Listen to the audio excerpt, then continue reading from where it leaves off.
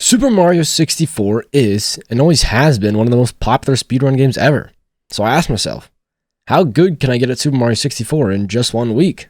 In Super Mario 64, there are 120 stars to collect in total, but you only need 70 of those stars to officially beat the game. Over the years, people have figured out how to beat the game with only 16 stars, and since the 16-star category is one of the easiest and shortest categories to learn, I decided to see how good I could get at the 16-star category in just 1 week of playing. Now, to see how good I could get in 1 week, I gave myself a goal. I told my Twitch chat that if I didn't beat the game in less than 20 minutes with only 1 week of playing, I would give 10 subs to my channel. So there is a couple of different ways to beat the game with 16 stars. But the way I chose to do it was to go to Bomb Battlefield first and grab 1 star there, then head to Womp's Fortress and grab 5 more stars there. Then heading over to Cool Mountain and grabbing 2 more stars there, so I would be at a total of 8 stars.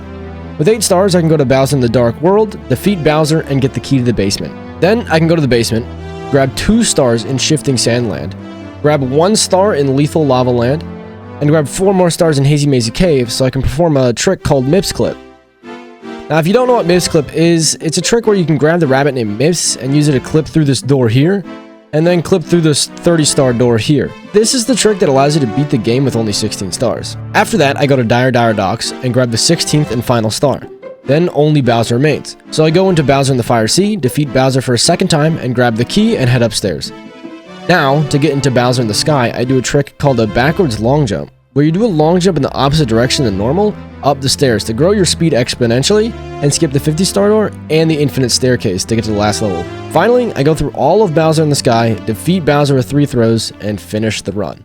Now, obviously, I had a lot of work to do. Beating the game in less than 20 minutes is no easy task, and I only had 7 days to do it. I got to work right away. I established a baseline run the very first day just to see what kind of time I would end up getting. Okay, so like I said, what we're going to be doing to start off is we're going to be doing just a straight up baseline run. And like I said before, but I'll say it one more time. What I mean by that is basically no practice, no nothing, you know, no plan, whatever it was. You get none of that. We're just going to be going in, doing a run, seeing how good we can do first try around. And yeah, that's pretty much it. I got a 30:53 on my very first run, which means I needed to improve my time by about 11 minutes in order for me to accomplish my goal, which isn't very simple, especially in a speedrun that's only about 20 to 30 minutes long. Now, in order for me to improve my time by 11 minutes, I got straight to practice. I started practicing Bomb Clip in Bomb Battlefield to speed that up by about 20 to 30 seconds. I started working on my Bowser in the Sky as well, since the most time save was in that level. Finally, I practiced some Bowser in the Dark World too, since there was a lot of improvement to be had in that level as well.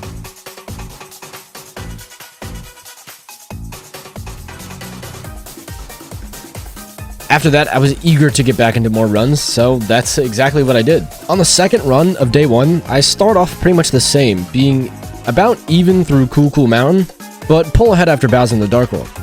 I keep that lead through Shifting Sandland, Lethal Lava Land, and Hazy Mazy Cave, and gain a bit more time on Mips Clip and Dire Docks.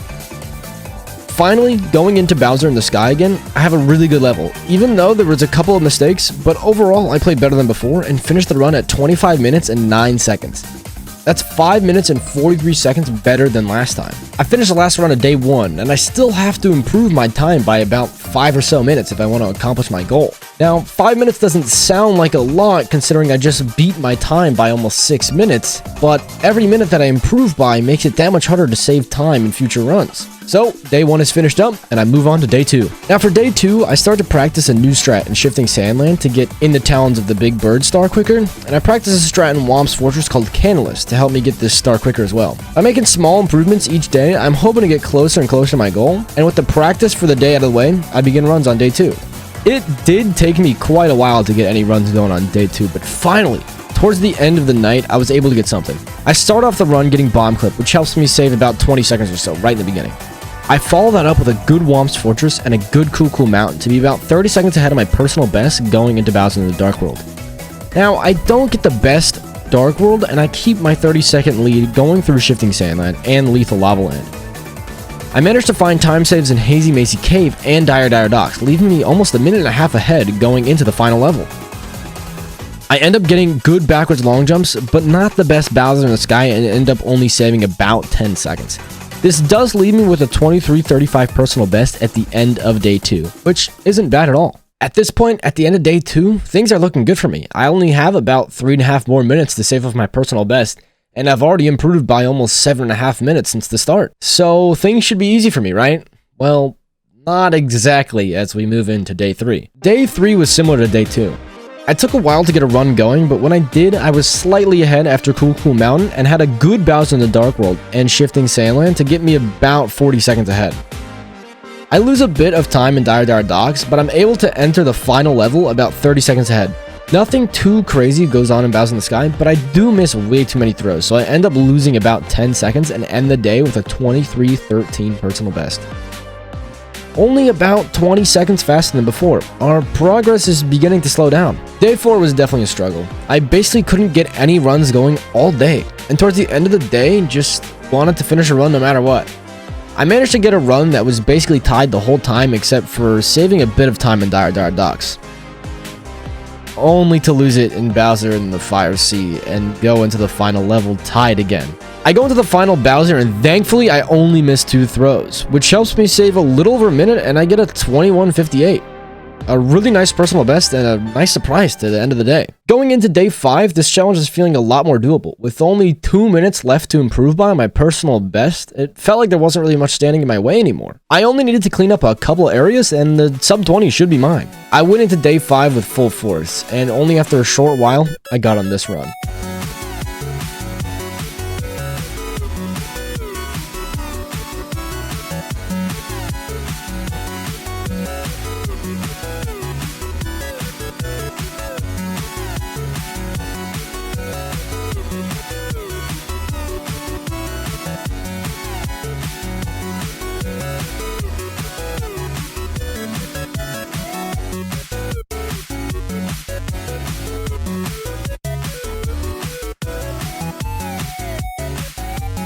And on day 5, I got a 2019, only 20 seconds away from achieving my goal with 2 entire days left.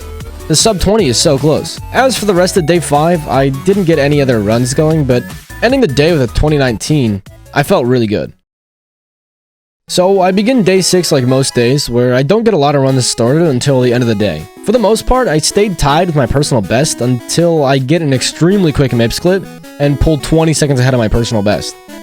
After that, I get a pretty good Bowser in the Fire Sea and save some more time to end up about 27 seconds ahead, easily capable of the sub 20 this run. I unfortunately don't get the best backwards long jumps to get into the Bowser in the Sky, but things still look possible. I get to the final Bowser and I'll just show you what happens.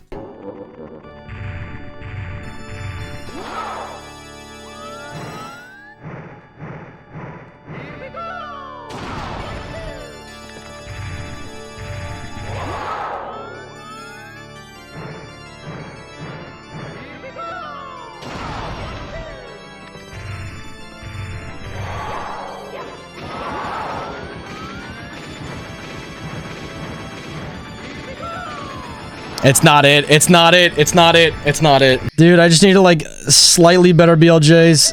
Yep. I got all 3 Bowser throws first try, but I still come up short by 7 seconds. If my backwards long jumps were only just slightly better, I would have gotten the sub 20 right here. But it's still a slight improvement, so I can't complain too much. So I still had a bit of time left that night and decided to do some more runs. And the run immediately after that one, I got on this run here. And you know what we say to those kind of runs? We go again.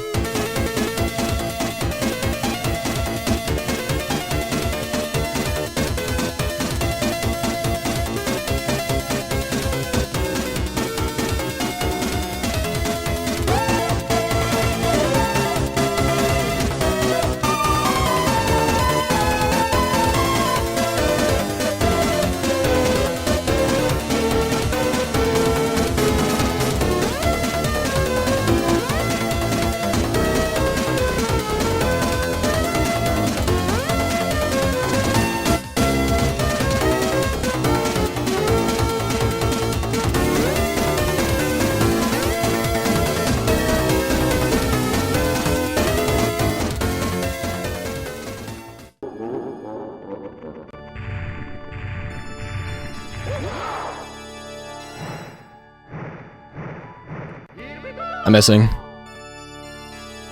Just know it. It's like, I just hate throws, dude. Throws are just like so bad.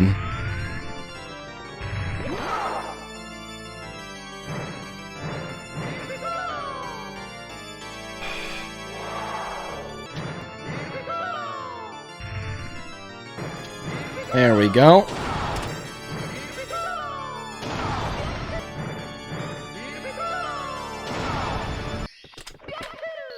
So I end day 6 with a 20:06, only 7 seconds away from my goal, and I only have one more day left in my challenge. So I go into day 7 with full force and try to get on one more good run that can take me to glory. And on day 7, I get run after run after run after run. I get so many runs that could have been the sub 20 run, but I ultimately failed on a couple tricks and all of them to just fall short. By the end of the last day, I was broken. I finished a run that wasn't close to the sub 20, and I offer my chat a proposition. Now imagine this. Imagine you give me one more day on the challenge. And if not, I'll up it to 15 subs. Deal? Anybody? Deal? Or no deal?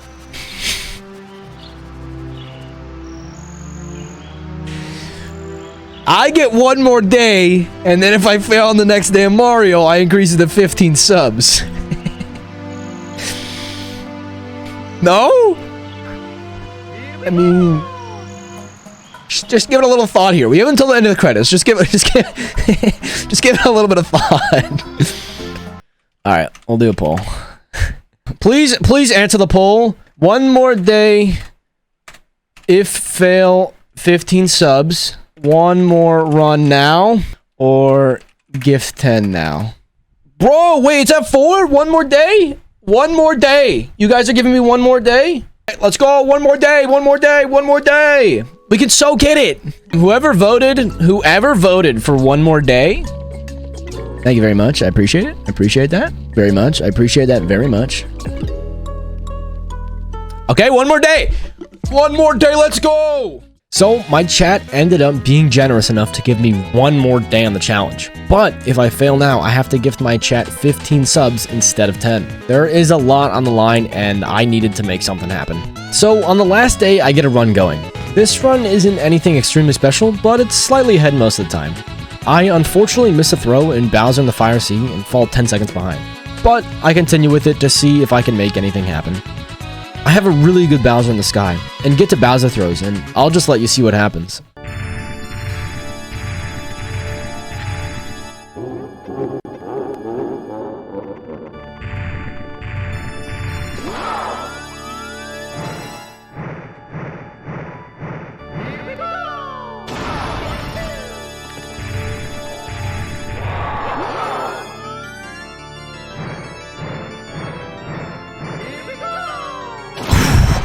That was sketch.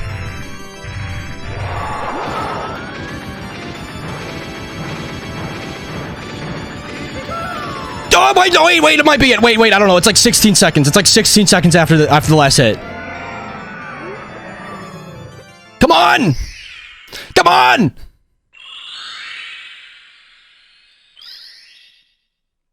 No shot! Oh no! There's no way! I don't think it was it, but I'm retiming it anyway. That's right. I was only a second off of completing the challenge. And on the bonus day, too. But something about this run just felt like it was too good to not beat the sub 20. So I put my detective hat on and decided to do some investigating and retime this run frame perfectly. I downloaded the video of the run and put it into my editing software, and what I did was put the very first frame of the run at the beginning and got the very last frame at the end of the video to see exactly how long the run was. Here's how that went. Alright guys, this is a big moment of reveal for you. This is a big moment. Look at this, look at this, look at this. This might be hard to see. It might be hard to see, but this is a big reveal. This is a big, big reveal.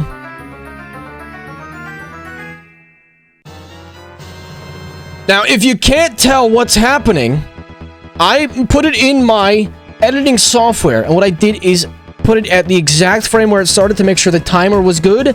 And this is the exact frame where I grabbed the star.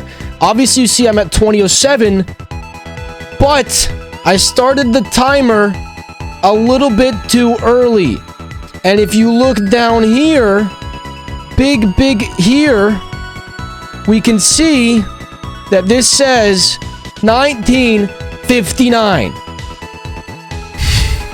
Exact frame where it starts, exact frame where it ends. It comes out to 1959, 55.5. That, my friends, is a sub 20. So, at the end of the day, I managed to get the sub 20 run by just 1 second. This is definitely the closest I have ever been to getting a time I've wanted for a speedrun. I have never needed to read time like this, and it was a little nerve-wracking, not gonna lie. Especially since it was the last day of the challenge. But there you go. In just about 1 week of playing Super Mario 64, I was able to get a sub 20 run in 16 star. I barely did it, but I did it. And hey, all of this is streamed live on my Twitch, so if you ever want to check out that kind of content live, the link is down below. It would really mean a lot if you could go follow. If you enjoyed this video, please consider subscribing to the channel down below and maybe giving it a like. It really does help it a lot, and you'll know when I post next time. Anyway, thanks for watching. See ya. Dream? I guess my prediction is more like it. Please work. Thank God. Let's go.